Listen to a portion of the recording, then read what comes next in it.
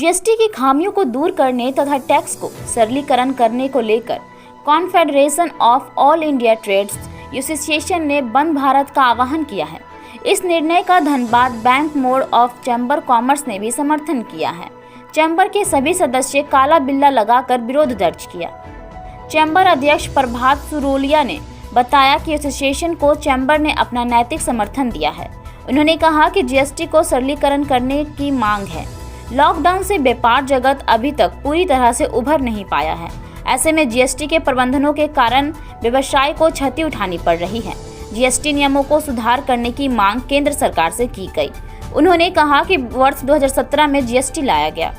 जब से जीएसटी का प्रावधान हुआ है, 4 साल में 1950 से ज्यादा संशोधन हो चुके हैं। इसके बाद भी जीएसटी पोर्टल से जुड़ी तकनीकी दिक्कतें बनी हुई हैं। इससे व्यापारी परेशान हैं। उनकी मांग जीएसटी के दरों को सरल बनाने की है। सुरेंद्र अरोड़ा ने कहा कि सरकार जीएसटी लेकर आई है, इससे व्यापारियों को कहीं कोई नाराजगी नहीं है, बल्कि जीएसटी को जटिलता के कारण व्यवसाय करने में जो परेशानियां आ रही है उसे व्यापारी त्रस्त है।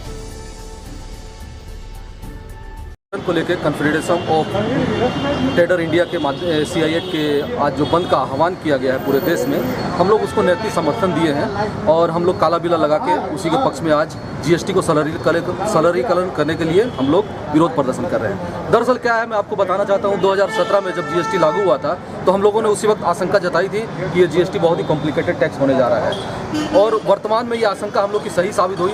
सरकार ने 950 के लगभग अमेंडमेंट कर दिया इस जीएसटी में और इसको इतना कॉम्प्लिकेटेड कर दिया है कि व्यापारियों के लिए व्यापार करना मुश्किल हो गया है। तो आज हम लोग उसी के विरोध में हैं कि इस जीएसटी को आपने सरलीकरण के लिए बताया था, इसका इतना कॉम्प्लिकेटेड कर दिया है, तो हम लोग काला बिल्ला लगा के विरोध कर रहे हैं। हाँ, पूरे देश में आज बंद है। हम धनबाद में बंद का आह्वान नहीं किए हैं क्योंकि कोरोना का जो लॉकडाउन था उससे हमारे व्यापारी उबर नहीं पाए हैं, जिसकी वजह से हम चाह रहे हैं कि उनको हम लोग और परेशान नहीं करें। लेकिन आने वाले दिनों में अगर जीएसटी का सरलीकरण नहीं हुआ, व्यापारी इसी तरह से प्रताड़ित रहे, तो हम लोग कोई न कोई इसके लिए कठोर कदम उठाएंगे। आज आप देख सकते हैं हमारे सामने भी दुकान शॉप फॉर सेल के लिए बोर्ड टांगा हुआ है, यानी कि व्यापारियों का व्यापार जो है वो बंदी के कगार पे है। व्यापारी आज सोच रहा है कि हम अपने व्यापार को बंद कर दें, सरकार को चाबी दे दे, सरकार ही हमारे कर्मचारियों की तनख्वाह दे, सरकार ही हमारा बिजली बिल, इनकम टैक्स सब भरे, कुछ बच जाए तो हम लोग को दे दे, क्योंकि इतना कॉम्प्लिकेटेड हो गया है कि अब व्यापारियों के लिए व्यापार करना बहुत मुश्किल हो गया है। इसीलिए